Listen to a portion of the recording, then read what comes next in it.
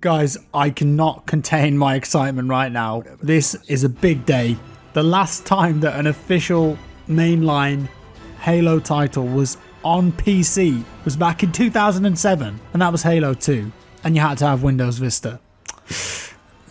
It was ported across from Xbox, but that's 12 years ago. Since then, we have suffered in pain. Our only hopes of playing Halo rested on Microsoft developing a free-to-play Halo game using the Halo 3 engine, but despite being only playable in Russia for a small amount of time, it was then cancelled.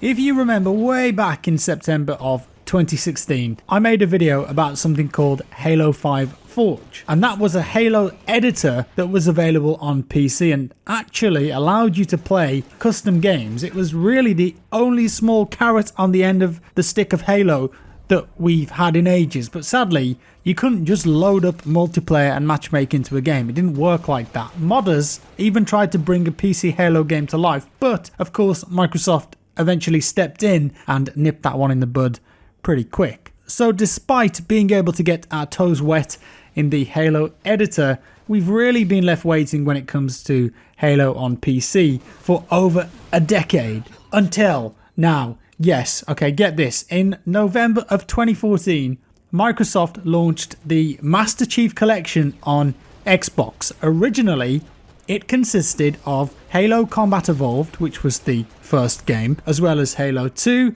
Halo 3, and Halo 4. And in 2015, 343 Industries, who have now taken over from Bungie, added Halo 3 ODST into the collection, and Halo Reach was also being added, which, for those of you who aren't in the know, is a prequel to the original game, and that released in 2010, and Reach is one of my favourite titles. Now later this year, Reach will be added to the collection. If you own the collection, you'll get access to Reach multiplayer, which includes the Forge and the Theatre. If you want the single player, however, you're going to have to fork up a little bit, as that will be offered as a premium digital add-on. Much like with all of the Master Chief Collection games, it's going to get 4K HDR and 60 FPS on the Xbox. They don't just throw it in there, they are going to give it some proper love. So why am I telling you this? Why is the Master Chief Collection important? Well, first of all, it includes all of the main Halo games, minus Halo 5 of course, but we just heard yesterday, I was away, but when I heard this news, I was just like, this is unbelievable. Yes,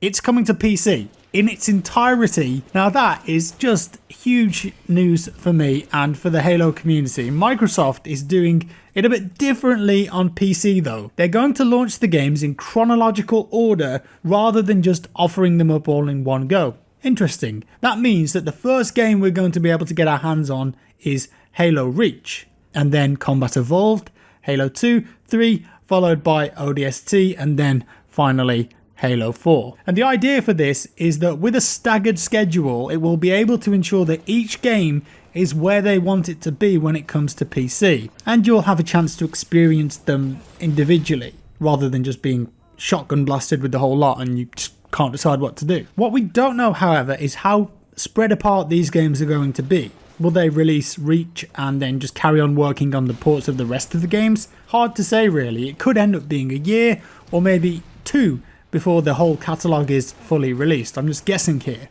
At the end of the day though, Halo on PC, again, the PC platform is getting a lot of love lately, and it's great to see developers taking more of an interest in bringing Halo back to the PC space. Now when it comes to the PC version of the game, they've said that you can absolutely expect there to be PC specific features there, like FOV sliders, ultra wide monitor support, 4K resolutions. One of the rumours I've seen around though is that the games will be limited to 60 FPS. Now, you know me, I think that would be a huge misstep, so hopefully that isn't the case, and hopefully it's not some sort of technical engine limitation that would break everything if you uncap the frame rate. But I hope that they do support that kind of thing. That being said, if it is actually limited, then there's usually a good reason to do that, because in reality, a lot of these games that were made specifically for consoles originally, they never intended the FPS to go over 60 in the first place. So like I said, it could start messing up animations and frame times and all that horrible stuff. Let's just wait and see on that one. But really, if you're doing it properly for PC, you want to have like an uncapped frame rate, right? Now, one of the biggest shocks though, and this took me by surprise, is that the Master Chief Collection is available for purchase on Steam. Yeah, that's right. With so many developers seemingly avoiding Steam these days, and we know that Epic Games right now seem to be pulling a lot of those third-party games away because they're offering a bigger cut. And big ones too, like The Division, Metro Exodus. The fact that Halo Collection on PC is going to be on Steam too was just a big surprise to me. Even more so when you consider that Microsoft has its own store built into Windows, but it will be available on the Windows Store too if you want to buy it there. Now, I'm not a big fan of the Windows Store, and the fact that Microsoft have gone, you know what, let's put this on Steam too, that's just music to my ears because that's where most of my games are, and all of my friends are there too on PC, so it just makes sense. Who knows if they have some kind of deal with Valve, whatever, but you can buy it directly through the Windows Store too, if you wanted to do that. Maybe they've got a big overhaul coming or something, I don't know. So as you can tell, I'm properly excited about this, and this got me thinking. Right now, I'd say that two of the most competitive FPS team-based games on PC are Counter-Strike and Rainbow Six Siege. So, with the release of this game and the whole collection, what if Halo could become another option for competitive PC players? It really couldn't be any more perfect when you consider the heritage that Halo has when it comes to competitive play. Halo 3 I think would be the ideal candidate here. Now, console players have been competing in Halo games for as long as I can remember, and I'd say that it's one of the most skilled team-based shooters that you can compete in on Xbox.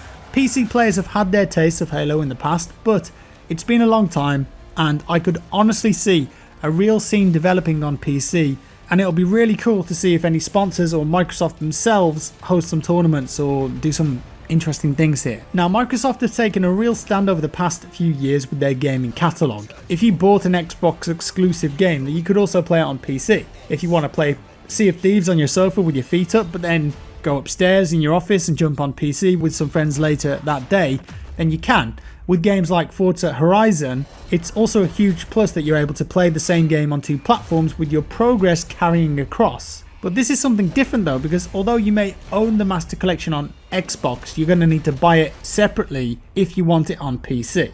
It feels like it's a separate entity here, probably because of the design and the engines and all those PC specific features. I do naturally have a few concerns about this, because those of you who remember the launch of the Master Chief Collection when it came on Xbox, well, you might remember that it wasn't very good. In fact, it was so bad that a lot of players simply couldn't play the game that they bought. It actually took many updates and fixes before the Master Chief Collection got into a state that I would say was acceptable.